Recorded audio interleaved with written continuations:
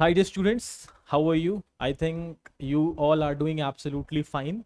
And just because of few student, or I would say one student, I'm going to complete this series as I had promised. Today we are going to do chapter number 2 of our Indian society. This is going to be very helpful for the paper 2 of CAPF exam if any aspirant is watching. Or second, it is one of the most important topic for GS paper 1 in your UPSC mains. Let's begin the second chapter. The second chapter is basically the characteristic of family in India. In nutshell, if I say this chapter is surrounded, what are the features of families in India we see in our society. In last class, we had discussed about unity, diversity, pluralism, and we also talk about the stratification of society on the basis of caste. Today, we are going to understand what is the features of families in India and how they are governed and how they are ruled. Let's begin this. The first slide itself is basically introduction. We are going to talk about an introductional part here. In this introduction, we need to focus few things. Marriage, family, and kinship are the three most important social institutions in every society of India. So one by one, we try to decode what is the marriage. We'll try to decode what is the family, and also we are going to decode what is the kinship here. Second, kinship include all the social relationship based on the blood and the marriage. Try to understand. Here we have the word itself. It is saying that kinship. The term kinship is trying to tell us that it includes all the social relationship based on the blood and based on the marriage. Right? For example, parents and children are basically husband and wife. They are affinal, and uske baad agar aap dekh sakte ho, so kinship, and second is marriage. Basically, our families are beginning from a social relation. That social relation could be marriage, and that marriage relation led to the creation of your family relation with like son, daughter, kuch bhi jo aapke paida hote. Marriage is the foundation of family, as I've told you, and the family is the foundation of social life. In our Indian society, this is one of the most interesting point, or in any society of the world, दुनिया में कोई भी society होती है, the most fundamental base of any society is marriage, by which you legalize and you moralize the system of reproduction. So how the families grow and how the society emerge, that is the point to be understand. The society is basically nothing, is a mixture, or maybe the group of multiple families and people living together in a place, right? So how these families, how this population increase? This population increase with a simple concept. This concept is basically called reproduction. When one male or female reproduce, then only the population of society start increasing it, and this is how the society begin. But imagine a society where this concept of marriage is not existing, for example. And if this concept of marriage will not be existing in society, it will be like nomadic or the early life, where there is no concept of marriages. So wife or the women is considered to be the tool of production only, and the tool of production can be consumed by any male in the society. So to moralize this institution, or maybe to institutionalize this social system, the concept of marriage has emerged, and that's why a marriage is the foundation of family, and family is the considered to be the foundation of the society. Now, Indian society is very diverse, as we know. Multiple religion, multiple caste, multiple creeds, multiple cultures are living together in our Indian society, where every single religion, culture have their own practices of marriage. We'll be decoding each and every single practice one by one. Hence, there cannot be a single pattern for all Indian, but certain common feature exists across all the religion and all the caste. Traditionally, the joint family system is considered the typical or the ideal family type in India. According to the sociologist, often study marriage and kinship among the four main group: Hindus, Muslim, Christianity, and tribal, yet find any similarity among them. Most interesting part you need to focus. When you start reading this sociology or society, then you find in India there are how many religions are primarily dominating India. Then we have Hindus, then we have Muslims, then we have your Christians. Whether Sikh and Buddhist and Jainis, they are sharing the same similarity as concept with the Hindu culture, but the three different cultures are Hindu, Muslims, and the Sikh, right? Sorry, Christians. Apart from these three, the fourth and the most interesting, they are the tribal communities in India who still follow their ancient traditional cultural ways of marriage and all. So that's why when you become a sociologist to start reading society, then if you want to understand the differences or the similarities of marriages and the caste, then you have to talk about all these four type of groups. First is your Hindu, the second is your Islam, then Christian, and then tribals. One by one we'll see. Marriage, what is the meaning and what is the nature of marriage? Marriage is one of the oldest and the most universal social institution that regulates human sexual behavior and the family life. That's I have discussed already. Marriage is one of the oldest, most universal social institution which basically moralize the sexual behavior and the family life. Otherwise, it is like animal. The society becomes civilized at the place when human understand the concept of blood. It is stated by the multiple sociologists, and sociologists start saying this. When human understood the meaning of blood relation, then the society start becoming civilized. Before that, we were living life like an animal. So similarly, to moralize or socialize or give the social impact to the sexual behavior of a human, marriage plays a major important role in this. It provides social approval for establishing a family and producing children, as I've told you. According to the Edward Westmark, marriage is a relation of one or more, or men to one or more women recognized by the law custom involving certain rights and the duties. That point you can highlight in your mains. When somebody asks that what is the importance of marriage, so according to the Edward Westmark, right, Westmark, sorry, a relation of basically what is a marriage? A marriage is a relation of one or more men to one or more women, which is recognized by the law or the custom in society.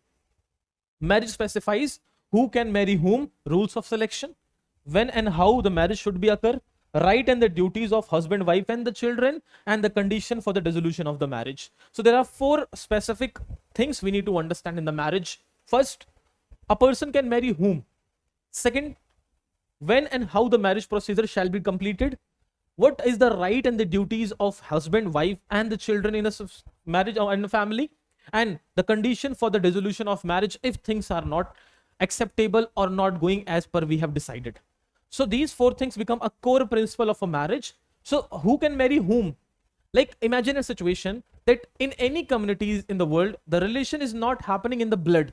Like I cannot marry my real sister. That is not possible. And why it is not possible? Because this is the customary and the laws made by the constitution, made by the cultural practices from ancient and present time, that a pure bloodline marriages is not successfully possible in society because it leads to multiple biological disadvantages in future. Similarly, who can marry whom, that shall be decided by the social communities and social ideas. This basically built the basic foundation of Hindu, Muslim, Christians way of marriages, right? Next, it fulfills the physical, social, emotional, and the spiritual needs for the partner, right? In India, marriages give legal and the religious legitimacy to the relationship and to the children born out of it. This is one of the most interesting thing you need to understand here. India के अंदर जब हम marriages की बात करते हैं, so marriages is a legal and the customs which accept that if two couples is married to each other, the partners are satisfied with each other and they produce a baby, so that baby is considered to be the legitimate children of a particular couple.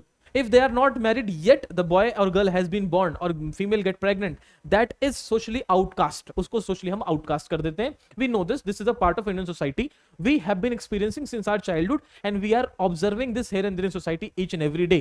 You should be awake while reading this subject. It makes your mind more, observatives. Now, what are the Hindu marriages concept in India? One by one, we try to focus on this, right? Hindu marriage is unique because it combines social, religious, and the moral element. It is not merely a contract. It is a sacred union and a life bond. Hindu scriptures describe marriage as a samsara, sacrament, or a purified thing, a ritual that mark entry to a grihastha ashram. Before jumping on to the next, I'll try to explain these 4 points. See, Hindu marriages are a bit complicated and bit purified, accepted throughout the world. Why? Because in Hindu marriages, particularly, marriage is not a contract between the two people. It means if I marry a girl, so I'm not making a contract with her that whenever I feel that I'm not happy with you, I'm going to break this contract and we will be separate with each other. It is not in Hindu marriages. What is in Hindu marriages? It is a sacred thread which I'm binding on her. Means we are not only marrying in this life, whatever the life we are going to live in upcoming generation or incarnation maybe or rebirth, in every single part of my life, you will be considered as my wife and I accept this. This is a sacred, and that's why in our Hindu society, a male or a life has been classified into 4 ashrams: brahmacharya, grihastha, vanprastha and sannyasa. So when a person spend his brahmacharya, then he wants to enter into grihastha life. To enter into a grihastha life, a person has to follow the concept of this spiritual and the purified thread of marriage. Then only that person can enter into the grihastha life and accepted by society and produce the baby. According to the KM Kapadia, it aims dharma, praja and rati. There are 3 things you need to understand. Dharma means that why you marry: to fulfill your religious duties. It means you have to follow your dhamma.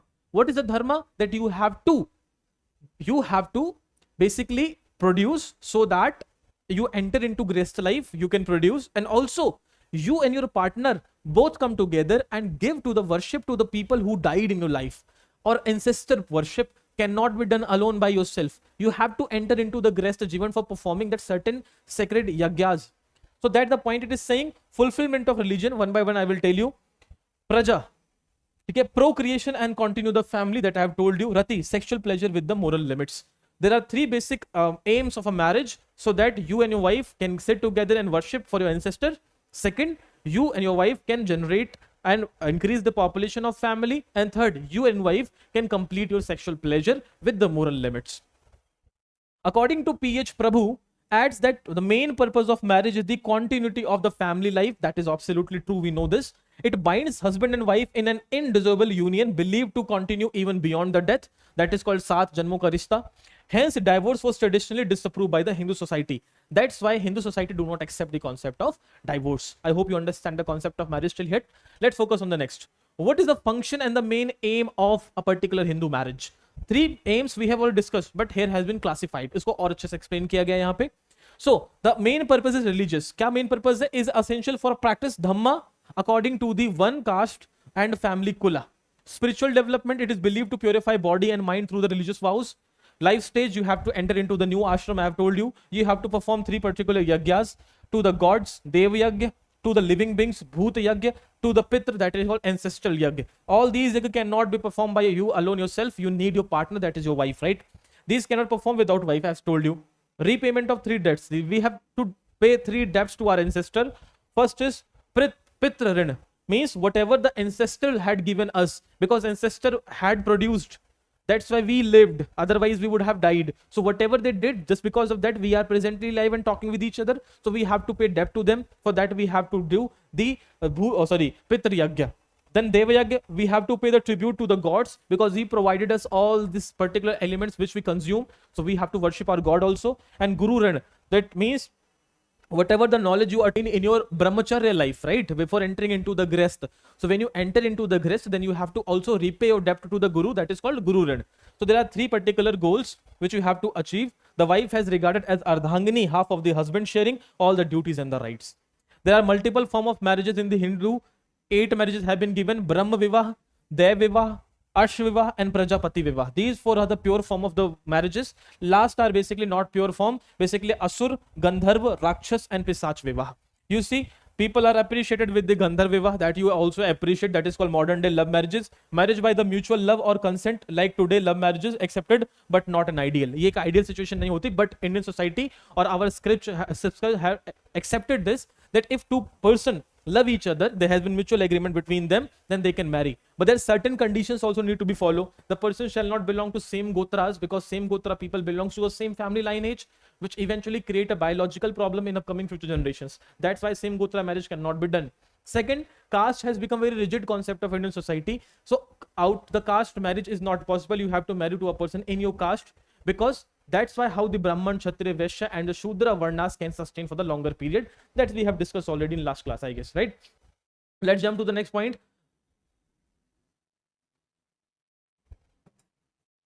Rule of mate selection, how the mate has been selected, किस तरीके से अपने partner को आप select करते हो. Hindu marriage, social order and the purify. Hindu law givers prescribe endogamy, marry within exogamy, outside the group. That we have seen.